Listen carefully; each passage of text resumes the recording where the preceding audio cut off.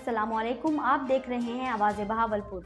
अब तक की हेडलाइंस के साथ मैं हूं अरबाब नवाज। घोटकी में बिलावल भुट्टो जरदारी की तमाम तर मसरूफियात से जिला भर के तमाम सहाफ़ियों को दूर रखा गया। बिलावल भुट्टो जरदारी और वुज़रा की आमद पर जिला घोटकी के तमाम सरकारी दफातर में अफसरान और अमले की गैर मौजूदगी। हुकूमत सिंध ने सिंध रूरल डेवलपमेंट प्रोग्राम के तहत खवातीन को माशी तौर पर मजबूत करने का अज़्म किया।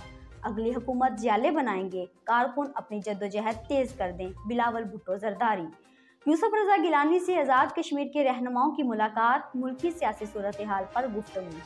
PDM के अहम फैसले शहबाज शरीफ नहीं करते, पुरअमन अफगानिस्तान पूरे खित्ते के लिए अहमियत रखता है। मौलाना फजलुर रहमान।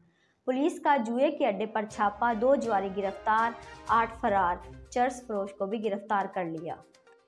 ये थी अब तक की हेडलाइंस। मज़ीद खबरों और तबसरों के लिए देखते रहिए आवाज़ बहावलपुर।